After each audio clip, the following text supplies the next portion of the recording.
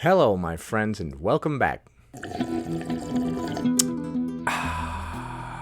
Is it important for you to enjoy food in order to digest it and absorb nutrients from it? Today, we're going to be taking a look at some content from a creator on TikTok who seems to think so. If you don't enjoy the flavor of those Brussels sprouts, you're not even going to absorb any nutrition from them, of course. In order to properly examine this super really real science, we must apply comb to mustache. She's responding to this comment that says, enjoying food doesn't impact digestion. What? That's not how digestion works. It's a chemical process, and chemicals don't care about your feelings. Dude, the person leaving this comment sounds so ignorant right now. Science? Dude, you sound like a dumbass right now. Just shut up. We're going to talk about feelings. I was really shocked when I found this out too. Me too. It's been incredibly shocking. I didn't realize that my personal emotions about food and whether or not I like the way that it tastes could affect the way my body digests it.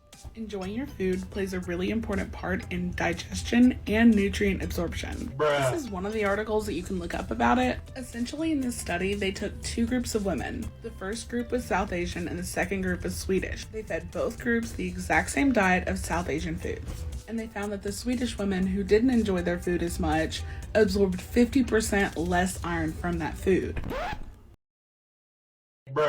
Alright, first of all, the study that she's mentioning makes no mention at all of who enjoyed or did not enjoy their food. I actually have the study pulled up and we're going to go over it in a moment. Secondly, absorbing iron from food does not come down to absorbing nutrition from food. There's a lot of other nutrients that can be absorbed through food besides iron. In just a moment though, we'll see how she is completely misconstruing the results of this study.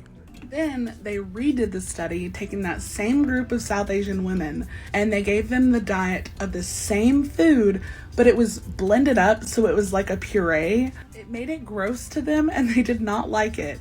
Once again, the study makes no mention of what is gross or not, and who likes or doesn't like any kind of particular food. Where did you get any of this from? Did you even read it? They absorbed 70% less iron from that, even though it was the exact same food that... It's not the exact same food if it was blended up into a puree. Changing the consistency of food completely alters the way that your body absorbs the nutrients they had been eating before. And that's because the more you enjoy your food, the more willing your brain is to push those chemicals that tell your body to absorb nutrients. So the more your body enjoys food, the more it sends the chemicals, letting your intestines know, hey, that stuff that's in there, go ahead and digest that. We agree with the flavor of it, therefore, we can go ahead and digest that. First of all, that's not what this study says at all. That's complete bollocks. Secondly, even if that were true, what would it matter? Some food doesn't have any nutrients in it to absorb. Your body can enjoy chocolate cake as much as it wants, but there's no nutrition to absorb out of it, is there? Which macros are you getting out of that chocolate cake? It would probably be for the best if your body didn't enjoy that chocolate cake and didn't absorb all that poison that's in there, huh? Before we go to the next clip, we're going to take a look at a website that's espousing all the same nonsense that she is, and we're also going to take a look at the study that both of them are referencing. Alright, here's a website that's saying the same exact lies that she just said. Here they say, increase nutrient absorption. An intriguing study done in 1977 looked at the nutrient absorption of different meals eaten by Southeast Asian women, blah blah blah blah blah, blah blah blah blah blah. This is saying all the same stuff that she just said. This is the study that website and the person in the video are both talking about. Abstract. Previously reported levels of iron absorption from common Southeast Asian meals composed of rice, vegetables, and spices were too low to be consistent with the known prevalence of iron deficiency. In the present paper, the cause of the low absorption was systematically sought. Variables investigated compromised methodological errors, factors in the diet such as certain foodstuffs, or contaminants inhibiting the absorption and characteristics of the subjects, accompanied by malabsorption of dietary iron. In order to try to figure out why these people are not absorbing as much iron as they should be, they sought to investigate the following things. Methodological errors, as in errors in the tests that they were doing. factors in the diet, such as certain foodstuffs, meaning other snacks and stuff that are accompanying these foods, or contaminants inhibiting the absorption and characteristics of the subjects accompanied by malabsorption of dietary iron. To try to figure out why these people aren't absorbing iron, the enjoyment of food is nowhere to be found. That's not even part of this study. The study is like, yo, these people aren't absorbing iron. We're going to test these 3 different things to see if any of them contribute to these people not absorbing iron. I don't know about you, but I didn't see enjoyment of the food anywhere in that list. Let's continue reading. The latter was excluded by comparing the absorption from both wheat rolls and a composite rice meal in Thai and Swedish women using the absorption of a small dose of ferrous ascorbate as a common basis of comparison. All right, and then right here, they're going to tell us exactly why they are having low absorption of iron. 2 main factors were identified as causing the low absorption in the previous studies: the homogenization of the labeled meals before serving and the use of rice flour instead of rice. So by changing the texture of the food, we have completely altered the way that our body absorbs nutrients from it. The homogenization. Homogenization refers to when we blend something up with emulsifiers to give it a uniform consistency. And it also says the use of rice flour instead of rice. Once again, the texture's been completely changed. Instead of those little rice kernel things, now we're talking about rice flour, which is rice blended into a very fine powder. And here's the nail in the coffin of their argument. Iron absorption from non-homogenized meals of identical composition as studied previously was many times higher and was consistent with the actual prevalence of iron deficiency in lower socioeconomic groups of Thais mainly consuming the simple meals studied. So they're saying iron absorption is high in meals that are not homogenized, as in not all blended up into a goo. If you don't blend all your food together into a paste, you will absorb more nutrients from it. So I'm guessing that these people have never read this study, or perhaps they didn't understand the words that they were reading. Nowhere in this study does it talk about how you need to enjoy the food in order to absorb more nutrients from it. This study talks only about different kinds of foods and how they are absorbed among the Swedish and Thai women, and also the change of consistency in the food when it was blended up and became more homogenized. Just so you know, if you blend up all your rice, apparently you won't absorb as much iron from it. You learn something new every day. And hopefully these people learn something new. Don't go around citing studies that have nothing to do with what you said. Now let's watch the other clips. If I was a thin person and said the exact same things that I say about nutrition, people would take me more seriously. They might take you more seriously if you weren't obese, sure. But people have it in their head that thinness equals healthy, and healthy equals thin. And so to them, it's like, well, if you knew so much about nutrition, you'd be thin. Well, you see, that's the thing. If somebody is thin, they may or may not be healthy. Unless you can see that they're all toned and you can tell yo, this person eats clean as hell. Like that one thin charlatan personal trainer chick that I recently made a video about. You can tell just by looking at her that she eats perfect. I swear to God, she eats cleaner than me, homie. But the thing is, if you look at a thin person, you may not know if they're healthy or not. But if you look at an obese person, you can tell right away they are not healthy.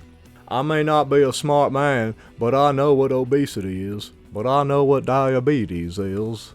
Which is not true. If it didn't have a 95% failure rate, the diet industry would not be a $70 billion industry. 70 billion now? Oh man, they're making more every single time they mention them. Man, you guys are up to 70 billion now, diet industry. And you've got a 95% failure rate. I'm not sure where this study is coming from. How could you possibly study the success rate of diet in general? Anybody who has ever tried any kind of diet or changing the way they eat or exercise in general, I have all the figures on that. I know what every single human being on this planet has done, and 95% of them fail. What kind of diet? Anything in general where you try to improve your health, 95% of them fail. I've done the studies. We did a worldwide study where we just sent people to the corners of the freaking earth with notepads, taking notes. It's foolish to think that you could even get such a study done. Most people that lose weight go on to live their lives, and they go to live a very happy life. They're not sitting around taking studies. Only losers take studies. Sorry, I didn't mean that. I don't know why I said that. It works for them because it is not designed to be effective. Well, then stop using dumb fad diets. I would agree that 95% of fad diets fail. Similar to like those get-rich-quick schemes, right? If something is too good to be true, it is. They're like, hey, you don't have to put in any work, and I'm going to show you the secrets of how to be a social media millionaire. Like, those never work, homie. Or they're like, here, just eat these wacky little bars, and the weight will just slip right off of you. You'll lose 20 pounds in a week. Yeah, I could see a 95% failure rate on stuff like that, too. Because it's silly and unrealistic. I can't believe there are so many people on this planet that think you can just get stuff without putting in any effort. And those are the people that are lining the pockets of all these shysters out here. One more clip. Uno más clippa. Alright, now this person is responding to a comment that says, the cheese, other toppings, salad dressing, and croutons I put on my salads make it suddenly not healthy. The croutons and dressing on your salad does not take away all of that exactly. Adding less nutrient-dense food to more nutrient-dense food does not take away from the total nutrients from that meal. Actually it does. You know, it's interesting that you would think that, and I'm beginning to see why people don't take you seriously as a nutritionist. When you eat certain things, it actually can have a deleterious effect on your health, when paired with other food that happens to be healthy. Pairings of different foods have a significant impact on each other. Also, artificial sweeteners reduce the beneficial bacteria in your gut by up to 50%, preventing you from absorbing nutrition. Sugar has a similar, yet not as bad, negative effect on your gut's microbiome. Other food pairings can be beneficial. For instance, we know that carbs by themselves are very fattening. However, when they are paired with fiber, this combination makes your body absorb less of the carbs. Which is why when we look at a label and it shows carbs and then fiber, the next calculation to be done is net carbs, because carbs minus fiber equals net carbs. If something has 10 grams of carbs but 3 grams of fiber, now it has 7 grams of net carbs. The pairings of food make all the difference in the world. If you were to eat a piece of bread with butter on it by itself, that's not too bad. But if you were to fry it, as in, take that same piece of bread with butter on it and put it in the pan and let it heat up and fry and get all crispy, it completely changes the nutritional value of that food. But even more than that, enjoying your food plays an important role in digestion. No, it doesn't. And if it did, I would suppose you would want to enjoy your food less, right?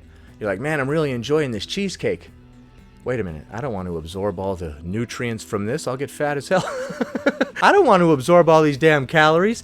I better stick to eating stuff that I don't really like. You absorb more nutrients from food that you enjoy. But there's no nutrients in it to absorb.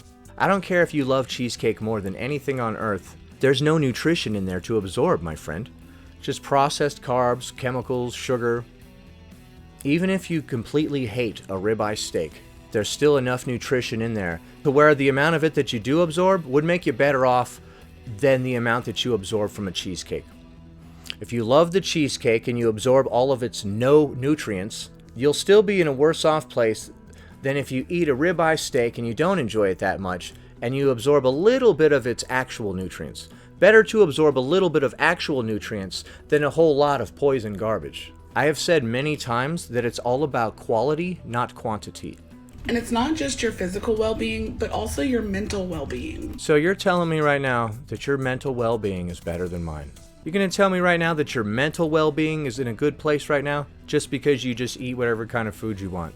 That's weird, because I used to just eat whatever kind of food that I want, and my mental well-being was not in a good place, my friend. It was similar to all the other bad things I was doing. It was just giving in to what I felt.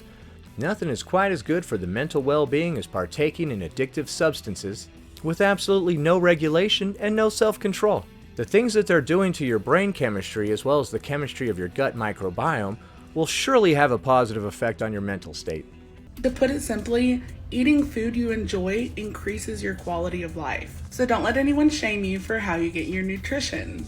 Yeah, I have no idea why people don't take you seriously as a nutritionist. It's always funny seeing people who clearly have an addiction problem trying to justify it, using all this made-up pseudoscience, and then citing sources that say nothing close to what they said. Ma'am, those studies had nothing to do with how much you enjoy food. If you're in such a good place mentally, I would think that you would be able to understand the very simple words of that study. And then this person has the audacity to talk down to us like she's schooling us. Hey, simpletons, y'all need to start taking me seriously as a nutritionist, because I just cited a study that I've never read or I clearly don't understand. Alright, so this person is wrong on every single level. Eating food that you enjoy does not make you absorb more nutrients, especially if there are no nutrients within the food to absorb. The studies that she cited had nothing to do with enjoyment of food whatsoever. Why don't I go to the alcoholic who's slumped over in the alleyway and ask him how I can get sober? You guys don't know if he's sober or not just by looking at him laying in a puddle of his own urine. He might know what he's talking about, you don't know. Anyway, that about does it. Thanks for watching, commenting, liking, and subscribing. And I'll see you in the next one.